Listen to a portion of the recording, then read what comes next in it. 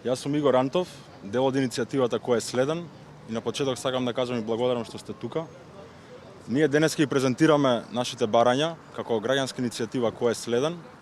Јас сум тука да ги представам барањата во рамки на секторот безбедност. Нашите барања се поделени во два дела, безбедност и одговорност.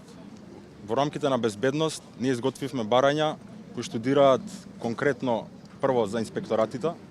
Предлагаме да се оформи граѓански сервис е-инспекторат кој ќе овозможи транспарентно работење на сите инспекторати во државата, со што секој граѓанин ќе може да има увид кој објект и локал бил подложен под инспекцијски надзор, а кој не.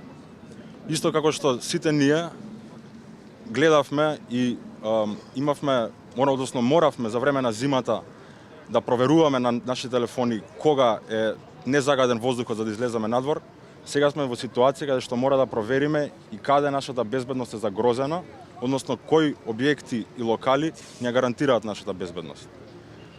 Платформата е-инспекторат сметаме дека ќе адресира таа потреба, но освен тоа неопходно е да споменеме дека е потребно да се формира и централен број за пријавување на нерегуларности во работењето на инспекторатите, каде секој граѓанин ќе има можноста да пријави нерегуларност, а потоа соодветен надлежен од таа институција да го распореди тоа барање до соодветните кои што се надлежни за тој проблем. Во рамки на безбедноста во рамки на иницијативата формиравме и барања кои што ги адресираат урбаните проблеми во нашите градови и како такво предлагаме сериозно институциите се позанимаваат со обезбедување на функционален јавен превоз.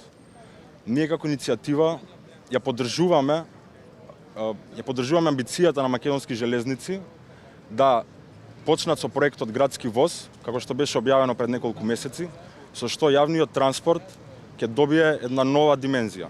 Мобилноста во денешното време е неопходност, затоа што секој еден од нас секојдневно мора да се најде на правото место во правото време, а моменталниот јавен транспорт не го гарантира тоа. Тоа предизвикува повеќе коли да бидат потребни на улиците, со што пешаците и секој еден од нас не може да се движи безбедно по улиците. Нашата инфраструктура моментално не го поддржува тоа, затоа е неопходно сериозен зафет да биде потегнат од институциите како ние како граѓани ќе можеме да стигнуваме од место до место без поголеми потешкоти. Освен тоа, уште една мерка што ја предлагаме е одредени зони во градот да бидат зони само за пешаци. Тоа привремено функционира во одредени места во Скопје, како што е Девар Мало, каде одредени улици за време на викендите најчесто функционираат без автомобили. Такви мерки се почетокот за да ги направиме нашите градови на луѓе, а не градови на машини. Боријан Ефтимов, дел од иницијативата кој е следен.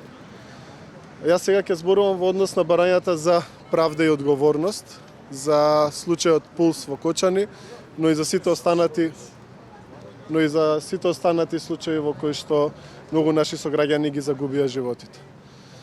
Во однос на случајот Пулс во Кочани, нашата иницијатива разбирливо има дилеми дали институциите и правосудните и државните ќе спроведат правдата на достојно ниво, па поради тоа бараме транспарентно и целосно да се објави документацијата поврзана со работењето на клубот Пулс од 2012 година до денес. Односно бараме да се објави документацијата од следниве институции: Државен пазарен инспекторат, Министерство за економија, Државен градежен инспекторат, Министерство за внатрешни работи, Државен инспекторат за урбанизам, локална самоуправа во Кочани, локален градежен инспекторат, Дирекција за заштита и спасување, Управа за јавни приходи и консултативното тело за безбедност и превенција кое што е формирано во општина Кочани. Бараме да се објават овие документи за да видиме дали воопшто постојат, односно дали воопшто бил извршуван надзор во оваа дискотека. Понатаму не се задржуваме само на овој случај. Сметаме дека системот во Македонија не функционира од самото нејзино основање и затоа бараме транспарентно да се објави документацијата и за низа други трагедии кои што се случија изминатиот период. Односно бараме транспарентно да се објави документацијата за случајот поврзан со Беса Транс, случајот поврзан со Дурмотурс, случајот поврзан со онкологија и случајот поврзан со Тетовската модуларна болница. Сметаме дека исто така и во овие трагични настани, каде што системот потврлил, јавноста е нецелосно информирана, се со цел да се заштитат одредени индивидуалци или групи кои што владееле со Македонија во изминатите 35 години. Понатаму, во однос на одговорноста, бараме исто така одговорност да превземат, не кривична, меѓутоа морална одговорност да превземе и приватниот сектор.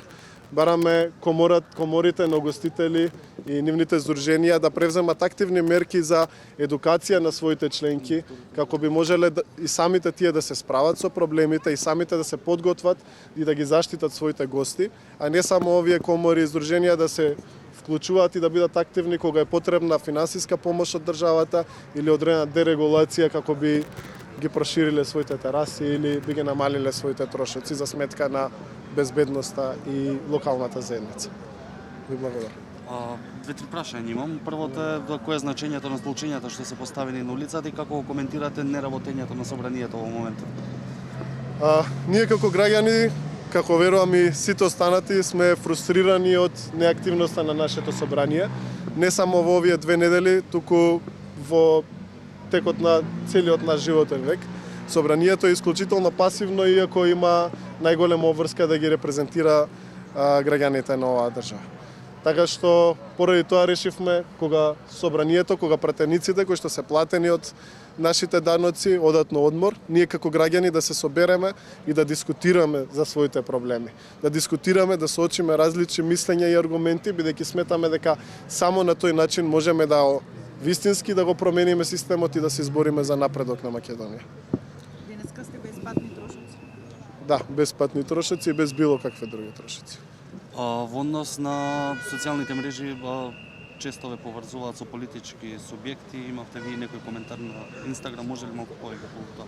Значи, нашиот коментар е јасен. Ние сметаме дека политичките партии имаат партиски и институционални механизми да се борат доколку вистински сакаат да го променат системот. Со обични соопштенија и изјави од страна на политичарите ги третираме како гол популизам кој што има за цел да ги приближи граѓаните кон својата политичка опција. Бараме од нив активно да работат и да допринесуваат за промена на општеството во рамки на механизмите кои што ги имаат.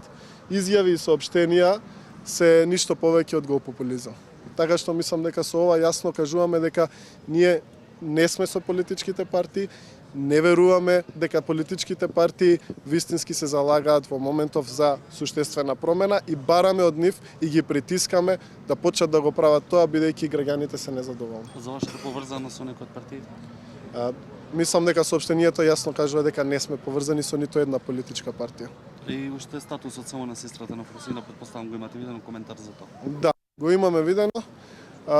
Сметаме дека секој граѓанин, колку и да не се согласуваме со мислењето, има право да го искаже своето мислење. Ние за секогаш ќе стоиме на браникот на слободата на говорот, така што го прифаќаме дека тие имаат право да го кажат своето мислење, ние имаме право да кажеме различно мислење и тоа е дел од едно демократско општество.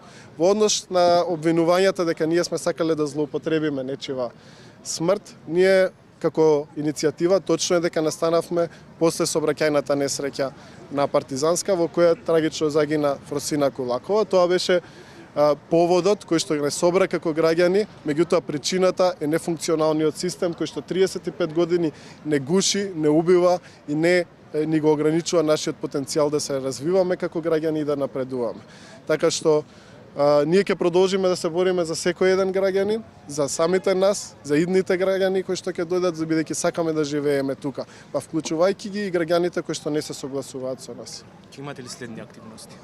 За следните активности ние сме хоризонтална структура, одлучуваме заедно, ги слушаме и нашите